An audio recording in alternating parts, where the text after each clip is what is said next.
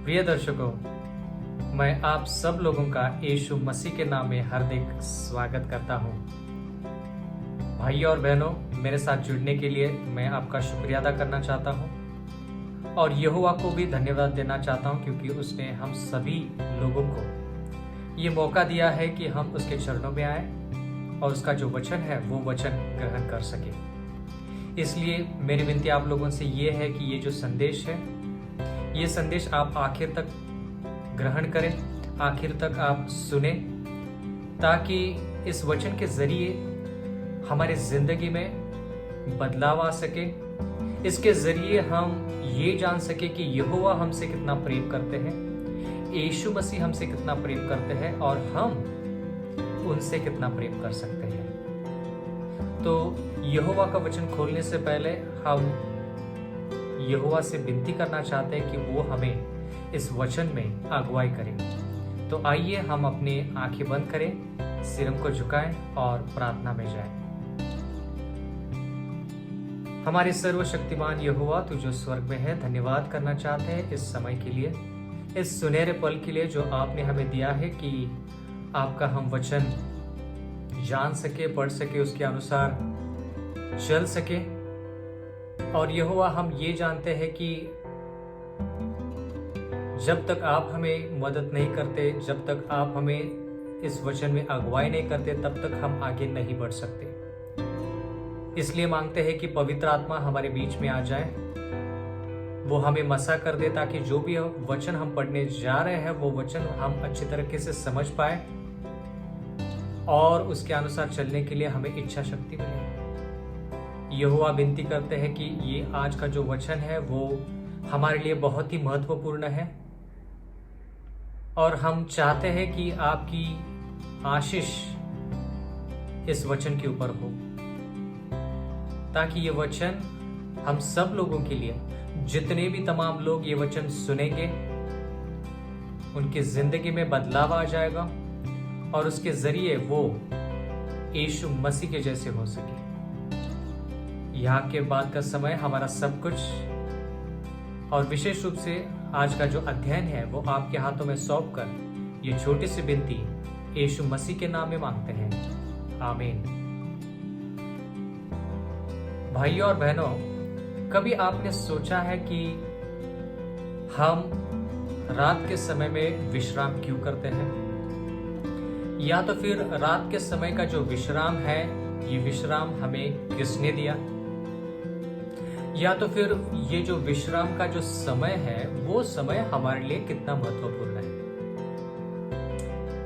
कल्पना कीजिए कि आप लगातार हर दिन रात काम करते हैं और आप कभी विश्राम नहीं करते। आपकी जिंदगी कैसी होगी? मैंने सुना है बहुत सारे सेहत से जुड़े वैज्ञानिकों से, बहुत सारे सलाहकारों से, मैंने सुना है बहुत सारे हकीमों से, डॉक्टरों से, कि वो कहते हैं कि लगातार अगर हम हर दिन बिना नींद लिए काम करते जाएं तो बहुत जल्द हम हमारी याददाश्त जो है वो खो बैठेंगे। बहुत सारे लोग जब 1 या 2 दिन रात के समय विश्राम नहीं करते तो उनको तीसरे दिन सोचने के लिए ताकत नहीं रहती, उनकी दिमाग की हालत बहुत खराब हो जाती है। तो अगर हम हर दिन की बात करते हैं तो ये वैज्ञानिकों का कहना है, ये खोज की गई है कि लगभग नौजवान इंसान को हर दिन रात के समय 6 से 8 घंटे की नींद जरूरी है। अगर वो नींद उसको नहीं मिलती तो वो सेहत खो बैठता है। तो अगर हर दिन हमें विश्राम करने की जरूरत है तो सप्ताह में 1 दिन कम से कम हमें विश्राम करने की जरूरत है। अगर हम 1 दिन की बात करते हैं तो 1 दिन में अगर 7 से 8 घंटे की नींद हमें चाहिए तो पूरे सप्ताह के बारे में सोचेंगे तो कम से कम 1 दिन की तो छुट्टी हमें जरूर चाहिए, 1 दिन का तो विश्राम हमें जरूर मिलना चाहिए। जैसे कि आप जानते हैं कि हमारी जिंदगी में हम इसका अनुकरण करते आए हैं, हम उसके अनुयायी हैं कि हर दिन हम विश्राम लेते हैं और सप्ते में एक दिन हम विश्राम करते हैं। भाइयों और बहनों, इसी विचार को आगे बढ़ाते हुए हम यहोवा के वचन से देखना चाहते हैं कि ये विश्राम दिन है क्या और ये विश्राम दिन यहोवा के वचन में क्या दर्ज किया गया है। प्रिय दर्शकों, आज का जो संदेश है उसका शीर्षक है विश्राम दिन, और इसका आज का पहला हिस्सा है जिसमें हम यहोवा के वचन के जरिए देखना चाहते हैं कि विश्राम दिन का जिक्र क्या पुराने नियम और नए नियम में है। अगर है तो हम ये भी देखना चाहते हैं कि यीशु मसीह सूली पर प्राण देने के बाद क्या यहोवा के लोगों ने इस दिन को पवित्र रखा। ये सब बातें आज इस पहले हिस्से में हम देखना चाहते हैं। भाइयों और बहनों, मैं आपसे अनुरोध करता हूं कि आज का ये जो वचन है, ये वचन आप अच्छी तरह से ग्रहण करिए। आइए हम उत्पत्ति उसका पहला अध्याय और उसका 3 वचन पढ़ेंगे। यहां पे लिखा है, तब परमेश्वर ने कहा उजाला हो, तो उजाला हो गया। मतलब यहोवा ने ये जो पूरी दुनिया बनाई, ये बोलकर बनाई और उसने कहा कि उजाला हो जाए और उसके बोलते ही उजाला हो गया। उत्पत्ति उसका पहला अध्याय और 4 वचन, और परमेश्वर ने उजाले को देखा कि अच्छा है, और परमेश्वर ने उजाले को अंधियारे से अलग किया। इसका मतलब ये है कि उजाला जो है और अंधकार जो है उसको अलग करने का जो काम है वो यहोवा ने वहां पर किया है। लेकिन अगला वचन जो है वो बहुत ही महत्वपूर्ण है। उत्पत्ति उसका पहला अध्याय और 5वां वचन, और परमेश्वर ने उजाले को दिन और अंधियारे को रात कहा, तथा सांझ हुई, फिर भोर हुआ, इस प्रकार पहला दिन हो गया। इसका मतलब यह है कि पहले दिन के बारे में जब हम बात करते हैं तो वहां पर हम ये देखते हैं कि पहले सांझ हुई, फिर भोर हुआ, ये पहला दिन हुआ। मतलब पहले दिन की जो शुरुआत है, या तो फिर सप्ते का कौन सा भी दिन हम क्यों ना ले, उस दिन की शुरुआत सांझ से शुरू होती है और सांझ से खत्म होती है। सांझ और भोर, सांझ और सुबह मिलाकर एक दिन हो जाता है। मतलब एक सांझ से लेकर दूसरे सांझ तक एक दिन हो जाता है। तो पहला दिन जो था उसकी शुरुआत सांझ से लेकर अगले सांझ तक पहला दिन ठहराया गया। भाइयों और बहनों, ये पढ़ने के बाद हम उत्पत्ति उसका 2 अध्याय की तरफ जाएंगे और उसका पहला वचन पढ़ेंगे। यो आकाश और पृथ्वी और उनकी सारी सेना का बनाना समाप्त हो गया। इसका मतलब यह है कि 6 दिन में जो यहोवा ने बनाया वो खत्म करके यहोवा ने यहां पर उसकी समाप्ति की। 2 वचन, उत्पत्ति उसका 2 अध्याय और 2 वचन, और परमेश्वर ने अपना काम जिसे वह करता था 7वें दिन समाप्त किया, और उसने अपने किए हुए सारे काम से 7वें दिन विश्राम किया। मतलब 6 दिन उसने कामकाज किया, जो भी उसको इस सृष्टि में सृजाना था उसने सृजाया, और 7वें दिन उसने वो काम समाप्त करके, खत्म करके, पूरा करके उस दिन उसने विश्राम किया। भाइयों और बहनों, आज मैं आपको एक बहुत ही महत्वपूर्ण विषय के बारे में बताना चाहता हूं, और यहां पर आगे लिखा है उत्पत्ति उसका 2 अध्याय और 3 वचन, और परमेश्वर ने 7वें दिन को आशीष दी और पवित्र ठहराया, क्योंकि उसमें उसने अपनी सृष्टि की रचना के सारे काम से विश्राम लिया। मतलब पवित्र इस दिन को ठहराने के लिए यहोवा को विश्राम करना पड़ा, उसको आशीष देने पड़ी, और उसके बाद वो दिन पवित्र हुआ। भाइयों और बहनों, ये जो वचन है आज का, ये हर किसी के लिए महत्वपूर्ण है, क्योंकि ये विश्राम के बारे में बात करता है। जैसे हर दिन की विश्राम की हमें जरूरत पड़ती है, बिल्कुल वैसे ही सप्ताह का जो ये 7वां दिन है, ये 7वां दिन हमारे लिए बहुत ही मायने रखता है, क्योंकि ये विश्राम का दिन है। तो हम यहोवा के वचन के जरिए देखना चाहते हैं कि ये जो विश्राम का दिन है, ये विश्राम का दिन है क्या। भाइयों और बहनों, आगे मैं पढ़ना चाहूंगा आपके लिए निर्गमन की किताब उसका 20वां अध्याय और 8वां वचन। यहां पर 10 आज्ञाओं के बारे में जिक्र किया है। निर्गमन उसके 20वें अध्याय में। लेकिन विशेष रूप से आज मैं आपको चौथी आज्ञा के बारे में बात करना चाहता हूं, जो 10 आज्ञाओं के बीचों बीच है। इसका मतलब यह है कि इन 10 आज्ञाओं को एक साथ जोड़ने के लिए ये चौथी आज्ञाएं बहुत बहुत जरूरी है। पहली 4 आज्ञाओं के बारे में अगर आप देखोगे और पढ़ोगे तो वहां पर आपको पता चलेगा कि पहली 4 आज्ञाएं परमेश्वर या तो फिर यहोवा और लोगों के बीच का रिश्ता है, और बाकी की 6 आज्ञाएं जो है वो इंसान और इंसान के बीच का रिश्ता है।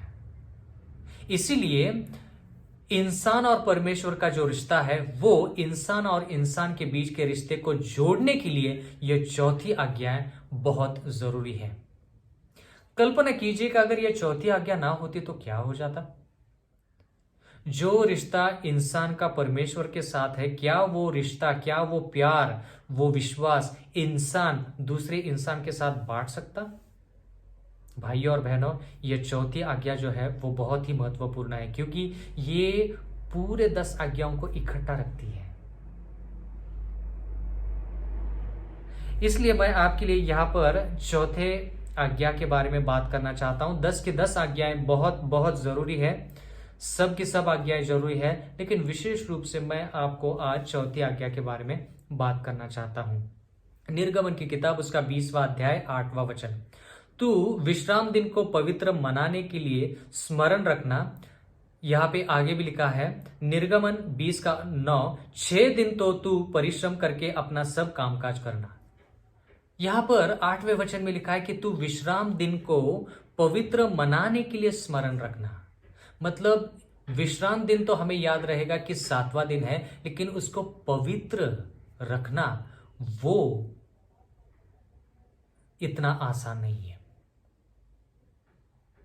भाइयों और बहनों, 7वां दिन हमें याद रहेगा, लेकिन वो दिन पवित्र मनाने के लिए हमें याद रहना चाहिए। वो दिन पवित्र मनाने के लिए हमें क्या करना होगा? जो कुछ यहोवा कहते हैं वो उस दिन करना होगा। यहोवा के वचन में 7वें दिन से जुड़े हुई जो भी बातें हैं वो हमें करनी होगी, तब जाकर वो दिन पवित्र बन जाता है। भाइयों और बहनों, ये जो पवित्र दिन है, ये पवित्र दिन हमारे लिए बहुत ही महत्वपूर्ण है। इसलिए मेरी विनती आप लोगों से ये है कि इस पवित्र दिन के दौरान जो करना चाहिए वो करेंगे, तब ये हमारे लिए आशीष का कारण बन जाएगा, क्योंकि ये यहोवा का दिन है और यहोवा ने इसको अलग किया है, पवित्र ठहराया है। आगे लिखा है निर्गमन उसका 20वां अध्याय और 10वां वचन, परंतु 7वां दिन तेरे परमेश्वर यहोवा के लिए विश्राम दिन है। उसमें न तो तू किसी भांति का कामकाज करना, और न तेरा बेटा, न तेरी बेटी, न तेरा दास, न तेरी दासी, न तेरे पशु, न कोई परदेशी जो तेरे फाटकों के भीतर हो। मतलब यहां पर हम ये देखते हैं कि ये जो आज्ञाएं इन लोगों को दी गई, ये आज्ञाएं सिर्फ इस्राएल लोगों के लिए नहीं थी। यहां पे जिक्र किया है जो भी इंसान आपके मतलब इस्राएल के फाटकों के अंदर है, उनको भी कामकाज नहीं करना है। बात यहां पर सिर्फ विश्राम लोगों को देने की नहीं, बात यहां पर विश्राम जानवरों को देने की भी चल रही है। इसलिए भाइयों और बहनों, ये विश्राम दिन जो है वो विश्राम दिन सभी को आशीष का कारण बन जाता है अगर वो इस दिन विश्राम करेंगे। इसका मतलब यह है कि जैसे हमने उत्पत्ति की किताब में भी देखा कि यहोवा ने 7वें दिन अपना कामकाज जो है वो खत्म करके उसने उस दिन विश्राम किया, उसको आशीष दी और आशीष देकर उसको पवित्र ठहराया। उस वक्त से लेकर आदम और हवा ने वो विश्राम का दिन जो है उसको मनाया, क्योंकि यहां पर हम ये देखते हैं कि यहोवा कहते हैं कि स्मरण रखना। प्रिय दर्शकों, इसका मतलब यह है कि एदन की वाटिका में यीशु मसीह ने या तो फिर यहोवा ने जो विश्राम किया, उसके जरिए उसने आदम और हवा के सामने उदाहरण रखा कि उनको भी 7वें दिन विश्राम रखना होगा। इसका मतलब यह है कि अगर आप और मैं 10 आज्ञाओं में से पहली आज्ञा जो हम देखते हैं वो चौथी आज्ञा है, जो शब्द की आज्ञा है। और यह शब्द की आज्ञा हम उत्पत्ति की किताब उसके दूसरे अध्याय में ही देखते हैं। लेकिन बहुत सारे लोगों को ऐसा लगता है कि ये जो 10 आज्ञाएं दी गई है वो सिर्फ इस्राएलों के लिए है। बिल्कुल नहीं है। यहां पे जिक्र किया है यहोवा के वचन में कि निर्गमन की किताब उसका 20वां अध्याय और यहां पर 10वें वचन में लिखा है कि सिर्फ इस्राएल लोगों के लिए नहीं, जो लोग उसके फाटक के भीतर परदेशी है उन लोगों के लिए भी ये कानून महत्वपूर्ण है। मतलब उनको भी विश्राम यहोवा देना चाहते हैं। तो अगर सिर्फ हम कहेंगे कि ये यहूदियों के लिए है, इस्राएलों के लिए है, तो ये परदेशी लोग कौन थे? वो तो इस्राएल के लोग नहीं थे, वो तो यहूदी लोग नहीं थे, वो तो यहूदी लोगों से भी अलग थे। लेकिन उनको भी ये विश्राम का दिन जो था उनके लिए बहुत जरूरी है। कल्पना कीजिए, सोचिए, अगर इस्राएल के लोगों के लिए ये विश्राम दिन जरूरी है, उनको कामकाज नहीं करना, तो बाकी के लोगों के लिए क्यों नहीं? क्या उनको विश्राम की जरूरत नहीं है? अगर हर दिन उनको भी विश्राम की जरूरत है तो सप्ताह का जो 7वां दिन है उनके लिए वो उतनी ही मायने रखता है जितनी इस्राएल लोगों के लिए और यहूदियों के लिए। इसलिए मैं आपसे ये कहना चाहता हूं कि जब एदन की वाटिका में यीशु मसीह ने या तो फिर यहोवा ने विश्राम करके 7वें दिन को पवित्र ठहराया, उस वक्त उसने एक उदाहरण के तौर पर पूरे मनुष्य जाति को यह बताया कि 7वां दिन जो है वो आशीष से भरा हुआ दिन है, विश्राम का दिन है और पवित्र दिन है। मतलब उनको भी, हर एक इंसान को एदन की वाटिका से लेकर उस पवित्र दिन को मनाना था जो 7वें दिन आ जाता है। वो 7वां दिन है। भाइयों और बहनों, आदम और हवा इस्राएल नहीं थे। भाइयों और बहनों, आदम और हवा तो यहूदी नहीं थे, आदम और हवा तो इस्राएल के संतान नहीं थे। लेकिन उनको भी यहोवा ने विश्राम दिन को और खास तौर से उस 7वें दिन को जो पवित्र मनाया है वो दिखाकर उन लोगों को भी बताया कि उनको वो करना होगा। इसके लिए हम जब निर्गमन की किताब की तरफ जाते हैं तो यहोवा उनको कहता है कि याद है ना, स्मरण रख रहे हो ना कि जो 7वां दिन है वो पर विश्राम का दिन है। 11वां वचन, निर्गमन उसका 20वां अध्याय और 11वां वचन, क्योंकि 6 दिन में यहोवा ने आकाश और पृथ्वी और समुद्र और जो कुछ उनमें है सबको बनाया और 7वें दिन विश्राम किया। इस कारण यहोवा ने विश्राम दिन को आशीष दी और उसको पवित्र ठहराया। तो अगर यही बात उसने उत्पत्ति की किताब में की है, एदन की वाटिका में की है, तो जायज है। तो यह सबूत हमें मिलता है कि यह जो 7वां दिन जो पवित्र ठहराया गया वो एदन की वाटिका में, तो उसके बारे में सबूत है ही, लेकिन उसके बाद आदम और हवा को भी ये 7वां दिन पवित्र रखने के लिए स्मरण रखना होगा। मतलब आदम और हवा से ये जो नियम है, ये जो आज्ञा है वो चलती आई है। मतलब सिर्फ एक ही आज्ञा नहीं, 10 की 10 आज्ञा। लेकिन विशेष रूप से आज हम चौथी आज्ञा के बारे में बात कर रहे हैं। भाइयों और बहनों, जब हम उत्पत्ति उसके चौथे अध्याय में देखते हैं कि कायन ने हाबिल का खून किया, तो उसने कौन सी आज्ञा तोड़ी? आप कहेंगे कि वो आज्ञा जो कहती है खून मत करना। 10 आज्ञाओं में से एक आज्ञा है। सही है आपकी बात। इसका मतलब यह है कि अगर 10 आज्ञाएं उस वक्त नहीं होती तो कायन ने जब हाबिल का खून किया तो वो गुनाह नहीं है, वो पाप नहीं है। अगर हम कहेंगे कि ये 10 आज्ञा जो है वो इस्राएलों को सिनाई पर्वत पर दी गई, उसके पहले 10 आज्ञाएं नहीं थी, तो इसका मतलब यह है कि नूह के बाढ़ के समय जिन लोगों को नष्ट किया गया वे सब लोग पवित्र थे। इसका मतलब यह है कि उन्होंने कभी पाप नहीं किया। इसका मतलब यह है कि उन्होंने कौन सी भी आज्ञा न तोड़ी, फिर भी उनका नाश हुआ। ऐसे कैसे? तो हम ऐसे कैसे कह सकते हैं कि निर्गमन के 20वें अध्याय में ही ये 10 आज्ञाओं के बारे में लिखा है? उसके पहले भी तो शब्द की आज्ञाओं के बारे में लिखा है। तो अगर वहां पर एक आज्ञा के बारे में जिक्र किया है तो जायज है कि बाकी के 9 आज्ञाएं भी वहां पर हैं। यहोवा ने ऐसा नहीं किया कि पहली शब्द की आज्ञा दी, उसके बाद 2-4 आज्ञा दी, उसके बाद 3-4 आज्ञा दी। नहीं, 10 की 10 एक साथ।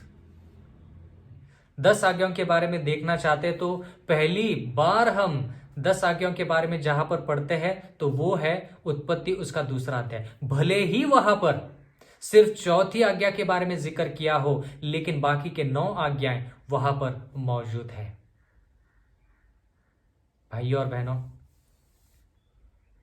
अगर 10 आज्ञा एदन की वाटिका में यहोवा आदम और हवा को नहीं देते तो कायन ने जब हाबिल का खून किया तो वहां पर कायन को दोषी नहीं ठहरा सकते, इसलिए कि उसने आज्ञा तोड़ी जो कहती है खून न करना। उसके ऊपर पाप आ गया और उसके ऊपर मुकदमा चला, और वो भी यहोवा ने चलाया। यहोवा ऐसा नहीं करेंगे कि 10 आज्ञाएं सिय्योन पर्वत के पास इस्राएल के संतान को दे, लेकिन उसके पहले लोगों को दंड करे। ऐसा नहीं करते। पहले आज्ञाओं के बारे में बताते हैं और कहते कि ये आज्ञा है, वो आज्ञा है, वो आज्ञा है, और जब वो आज्ञा टूटी जाती है तब जाकर वो पाप हो जाता है। भाइयों और बहनों, ये जो वचन है, ये वचन हमारे लिए बहुत ही महत्वपूर्ण है, क्योंकि बहुत सारे लोग सोचते हैं कि ये 10 आज्ञा जो है वो यहूदी लोगों के लिए है, इस्राएल के संतानों के लिए है। आदम और हवा तो इस्राएल के संतान नहीं थे। कायन ने जब हाबिल का खून किया तो वो यहूदी नहीं था। 20वें अध्याय में हम 10 आज्ञाओं के बारे में पूरे विस्तार से पढ़ते हैं। भाइयों और बहनों, मैं आपसे विनती करता हूं कि आप सोच समझकर इस वचन को ग्रहण कीजिए। ग्रहण करने के बाद आपको पता चलेगा कि 10 आज्ञा एदन की वाटिका से शुरू हुए हैं, और विशेष रूप से आज हम 4थी आज्ञा के बारे में पता कर रहे हैं कि ये आज्ञा है क्या और इससे रूहानी तौर पर क्या बदलाव आ सकता है। विश्राम कितने लोगों के लिए? सब के लिए। बिल्कुल वैसे ही ये 4थी आज्ञा भी सभी लोगों के लिए है। मैं आपको एक वचन दिखाना चाहता हूं यहोवा के वचन से, जो हमारे लिए बहुत ही महत्वपूर्ण है। एजिकेल उसका 20वां अध्याय और 12वां वचन, यहां पे लिखा है, फिर मैंने उनके लिए अपने विश्राम दिन ठहराए जो मेरे और उनके बीच चिन्ह ठहरे। मतलब ये जो विश्राम दिन है वो विश्राम दिन यहोवा और हमारे बीच में एक चिन्ह है। किस तरह का चिन्ह? जैसे हमने पहले भी बात की है, उसके बारे में पहले भी पढ़ा है कि इस 7वें दिन के जरिए, इस विश्राम दिन के जरिए, इस पवित्र दिन के जरिए हम उस 6 दिन में जो यहोवा ने सृजा है, मतलब जो सृष्टि है, जो सृजी हुई चीजें हैं, बातें हैं, उनको याद कर सकते हैं, और उसके जरिए ये सृजनहार कौन है इसके बारे में पता कर सकते हैं।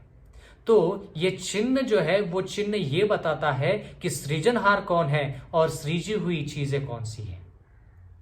इसका मतलब ये है कि ये जो विश्राम का दिन है ये एक चिन्ह है, सृजनहार और सृजी हुई चीजों के बीच में एक चिन्ह, निर्माणकर्ता और निर्माण की हुई चीजों के बीच का एक चिन्ह, कि निर्माणकर्ता ने इस निर्मिति को सृजा है। भाइयों और बहनों, ये जो वचन है थोड़ा गहरा हो सकता है, लेकिन बहुत ही महत्वपूर्ण है और बहुत ही हमारे लिए लाभदायक है। एजिकेल की किताब उसका 20वां अध्याय और 12वां वचन, कि वे जाने कि मैं यहोवा उनका पवित्र करने वाला हूं। इसका मतलब यहां पर यहोवा हमें यह बताना चाहते हैं कि ये जो विश्राम दिन का जो जिक्र यहां पे किया गया है, सातवां दिन जो पवित्र है, उसके जरिए यहोवा हमें यह दिखाना चाहते हैं कि वो हमें पवित्र करना चाहते हैं। भाइयों और बहनों, सोचिए, थोड़ा कल्पना कीजिए कि अगर यहोवा सप्ताह में से एक दिन, आपके जिंदगी में एक सप्ताह का अगर आप हिसाब लेते हो, उस सप्ताह का एक दिन पवित्र कर सकते हैं, तो आपकी पूरी जिंदगी पवित्र कर सकते हैं। ये इस विश्राम दिन के जरिए बताना चाहते हैं। मैं आशा करता हूं कि आपको यह वचन गहराई से समझ में आ रहा है। भाइयों और बहनों, ये पवित्र दिन जो है, ये साधारण दिन नहीं है। इस दिन के जरिए यहोवा हमें यह बताना चाहते हैं कि अगर वो सप्ताह के एक दिन को पवित्र कर सकते हैं, तो हमारी पूरी जिंदगी वो पवित्र कर सकते हैं। क्योंकि यहोवा के वचन में अभी अभी हमने पढ़ा, यहां पे लिखा है कि वे जाने कि मैं यहोवा उनको पवित्र करने वाला हूं। एजेकियल उसका 20वां अध्याय और 20वां वचन, और मेरे विश्राम दिनों को पवित्र मानो कि वे मेरे और तुम्हारे बीच चिन्ह ठहरे, और जिससे तुम जानो कि मैं तुम्हारा परमेश्वर यहोवा हूं। मतलब यहोवा की पहचान जो है वो विश्राम दिन से होती है। क्योंकि यहां पे लिखा है, अगर आखिरी वाक्य आप फिर से पढ़ेंगे तो यहां पे लिखा है कि जिससे तुम जानो कि मैं तुम्हारा परमेश्वर यहोवा हूं। मतलब यहोवा हमारा परमेश्वर है, यह जानने के लिए हमें सातवां दिन जो विश्राम का दिन है उसके बारे में सोचना होगा। कल्पना कीजिए, सोचिए कि अगर वो दिन ना हो तो क्या करें, क्या हो जाएगा? क्या हम यहोवा हमारा परमेश्वर है ये मानेंगे? भाइयों और बहनों, ये चौथी जो आज्ञा है वो आज्ञा सब आज्ञाओं को इकट्ठा रखती है। इसलिए शैतान जो है, ये शैतान इस चौथी आज्ञा के खिलाफ है। इसलिए भाइयों और बहनों, मैं आपके लिए कुछ ऐसे वचन पढ़ना चाहूंगा जिसकी वजह से आपको पता चलेगा कि यहोवा के वचन में इस विश्राम दिन का जिक्र पहले से, मतलब उत्पत्ति की किताब से लेकर प्रकाशित वाक्य की किताब तक है। लूका की किताब उसका 4वां अध्याय और 16वां वचन, और वह नासरत में आया जहां पाला पोसा गया था, और अपनी रीति के अनुसार सब्त के दिन आराधनालय में जाकर पढ़ने के लिए खड़ा हुआ। मतलब यहां पर सब्त दिन लिखा है जो सातवां दिन है। भाइयों और बहनों, यीशु मसीह ने भी नए नियम में इस सातवें दिन, इस विश्राम दिन को पवित्र रखने के लिए आराधनालय में जाकर वो पढ़ने के लिए खड़ा हो गया। इसका मतलब ये है कि जिसने ये 10 आज्ञाएं दी, उसने भी इस 10 आज्ञाओं का पालन किया, और विशेष रूप से इस चौथी आज्ञा का पालन किया। मतलब इसके बारे में हम काफी वचन पढ़ चुके हैं, और कुछ वचन पढ़ेंगे आपके लिए, ताकि हमें पूरी तरह से ये पता चले और साबित कर सके कि यहोवा के वचन में इस सातवें दिन के बारे में लिखा है या नहीं। पूरे सबूत के साथ हम देखना चाहते हैं, और जो भी है यहोवा के वचन से हम पढ़ रहे हैं। मैं आज आपसे यहोवा के वचन के जरिए पढ़ना चाहता हूं। भाइयों और बहनों, प्रेरितों के काम उसका 13वां अध्याय और 42, यहां पे लिखा है, उनके बाहर निकलते समय लोग उनसे विनती करने लगे कि अगले सब्त के दिन हमें ये बातें फिर सुनाई जाए। मतलब यहां पर हम देखते हैं कि जो प्रेरित लोग हैं वो एक सब्त के दिन जो संदेश उन्होंने दिया, वो संदेश खत्म होने के बाद बाहर जा रहे थे, तो कुछ लोग उनके पास आकर उन्होंने कहा कि जो बातें इन प्रेरितों ने इस सब्त के दिन इन लोगों को बताई है, वही बातें अगले सब्त के दिन उनको भी सुनाई जाए। प्रेरितों के काम उसका 13वां अध्याय और 44वां वचन, अगले सब्त के दिन नगर के प्राय सब लोग परमेश्वर का वचन सुनने को इकट्ठा हो गए।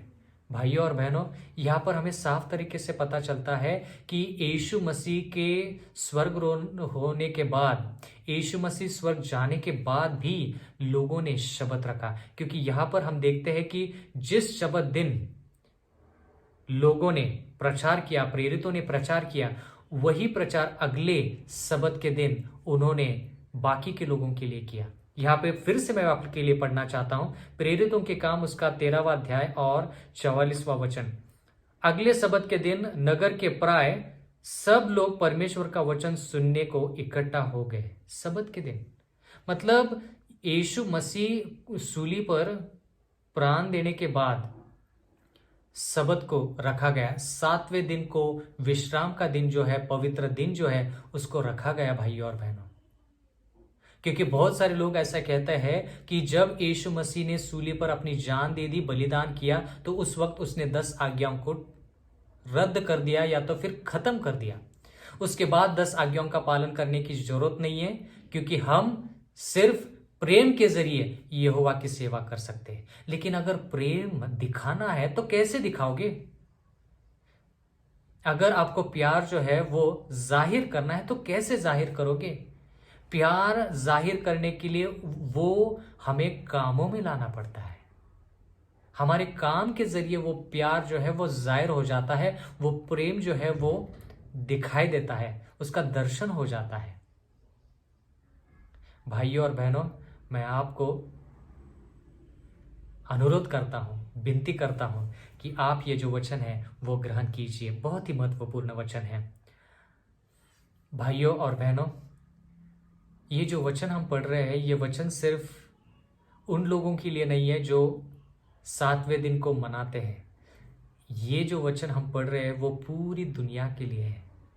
जितनी उनको हर दिन की विश्राम की जरूरत है, उतनी ही जरूरत उनको हफ्ते के 7वें दिन की जरूरत है। ये जो वचन है, ये वचन सिर्फ उन लोगों के लिए नहीं है जो 7वें दिन को शबत मनाते हैं। ये वचन सब के लिए है। ये जो विश्राम का दिन है वो सब के लिए है। बहुत सारे लोग हैं इस दुनिया में जो इस विश्राम के दिन को नहीं जानते, इस पवित्र दिन को नहीं जानते, इस सबत के दिन को नहीं जानते। इसलिए मेरी इच्छा ये है कि अगर हम ये वचन लोगों तक पहुंचाए तो जैसे वो हर दिन विश्राम करके आनंद उठाते हैं, बिल्कुल वैसे ही वो सप्ते का 7वां दिन जो विश्राम का दिन है, आशीष से भरा हुआ दिन है, वो पवित्र दिन है, वो पवित्र दिन मनाकर बहुत आशीष पाएंगे। भाइयों और बहनों, आखिरी वचन मैं आपके लिए पढ़ना चाहूंगा जो हमें यह बताता है कि यीशु मसीह अपना बलिदान देने के बाद भी लोगों ने सबत को मनाया, 7वें दिन विश्राम को मनाया। और मेरी इच्छा यह है कि आप लोग भी इसको अच्छी तरह से ग्रहण करें। भाइयों और बहनों, यहां पे लिखा है प्रकाशित वाक्य उसका 1 अध्याय और 10वां वचन कि मैं प्रभु के दिन आत्मा में आ गया और अपने पीछे तुरी का सा बड़ा शब्द यह दे सुना। यहां पे लिखा है, यूहन्ना कहता है कि प्रभु के दिन में आत्मा में आया। प्रभु के दिन में, अगर हम प्रभु का दिन कौन सा है वो अगर देखते हैं तो यहां पर हम मरकुस उसका दूसरा अध्याय और 28 में पढ़ते हैं, इसलिए मनुष्य का पुत्र सबत के दिन का भी स्वामी है, मतलब प्रभु है। मतलब 7वां दिन जो विश्राम का दिन है वो यहोवा का है, इसलिए वो उस दिन का स्वामी है, प्रभु है, और यहोवा जो है उस दिन के मालिक है। भाइयों और बहनों, उसी दिन, उस प्रभु के दिन, उस स्वामी के दिन, उस विश्राम के दिन, पवित्र दिन, यूहन्ना जो है वो प्रकाशित वाक्य 1 अध्याय और 10वें वचन में कहता है कि प्रभु के दिन में, मतलब 7वें दिन में, विश्राम के दिन में वो आत्मा से भर गया।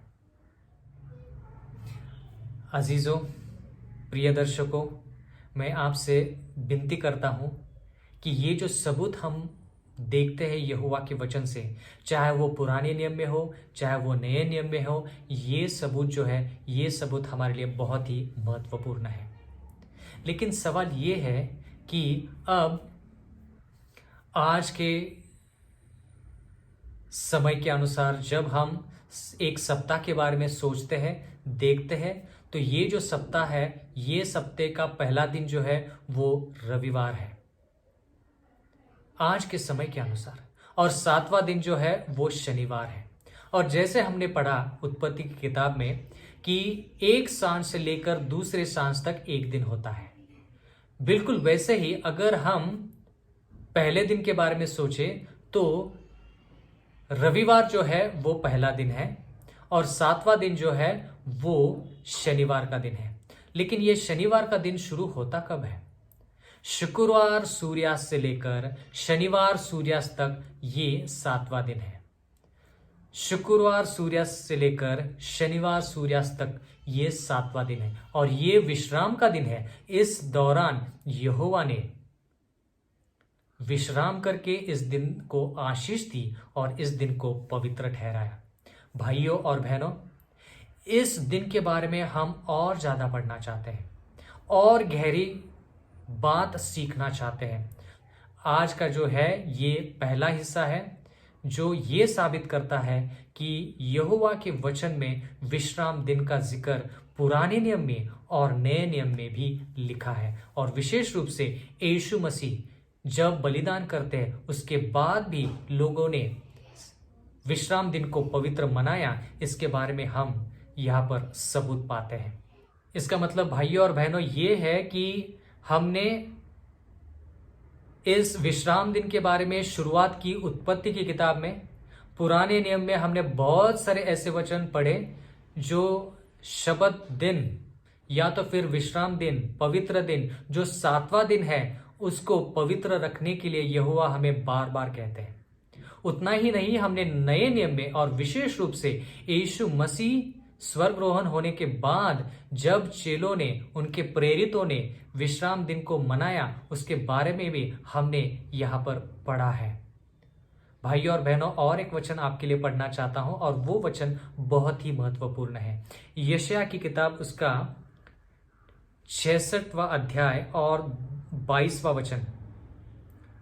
यहां पे जिक्र किया है नए स्वर्ग और नए पृथ्वी के बारे में। मतलब ये पृथ्वी खत्म होने के बाद जब हम स्वर्ग जाएंगे, क्या हम स्वर्ग में इस 7वें दिन शबत को, पवित्र दिन को मनाएंगे? प्रिय दर्शकों, आपके लिए मैं एक और वचन पढ़ना चाहूंगा। यशायाह की किताब उसका 66वां अध्याय और 22वां वचन।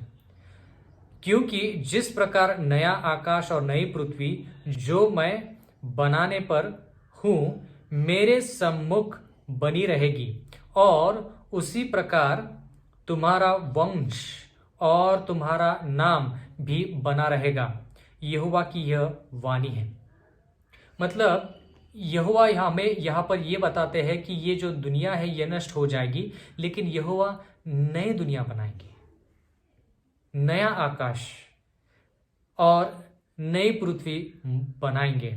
आगे लिखा है यशायाह उसका 66वां अध्याय और 23वां वचन।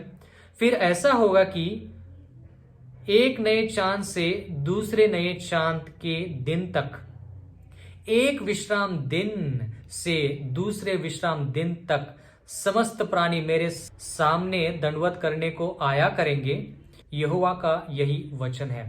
भाइयों और बहनों, यहोवा के वचन में साफ तरीके से लिखा है कि नई पृथ्वी और नए स्वर्ग में हम शबत को मनाने वाले हैं। उस नए पृथ्वी में हम इस विश्राम दिन को, पवित्र दिन को मनाने वाले हैं। तो अगर वहां हम इस दिन को पवित्र मनाएंगे, अगर उस जगह के लिए ये दिन पवित्र है और जरूरी है, तो आज क्यों नहीं? भाइयों और बहनों, जो जिंदगी हम स्वर्ग में बिताने वाले हैं, वही जिंदगी हमें इस दुनिया में बितानी होगी। इसलिए भाइयों और बहनों, मैं आपसे अनुरोध करता हूँ, विनती करता हूँ कि आज का जो वचन है, ये वचन अच्छी तरीके से ग्रहण कीजिए और ये जो 7वां दिन है, ये 7वां दिन की आशीष आप सब लोगों को मिले। यहोवा आप सब लोगों को आशीष दे। आमीन। आइए हम प्रार्थना करें। हमारी यहोवा तू जो स्वर्ग में है, धन्यवाद करना चाहते इस समय के लिए, धन्यवाद करना चाहते इस वचन के लिए। होने दे यहोवा कि इस वचन के जरिए हम और गहराई से जान सके कि विश्राम के दिन हम कैसे रह सकते हैं। इस विश्राम दिन की जो आशीष है, इस पवित्र दिन की जो आशीष है, हम चाहते हैं कि हम सब लोगों को मिले। यहाँ के बाद का समय हमारा सब कुछ आपके हाथों में सौंप कर ये छोटी सी विनती यीशु मसीह के नाम में मांगते हैं। आमीन।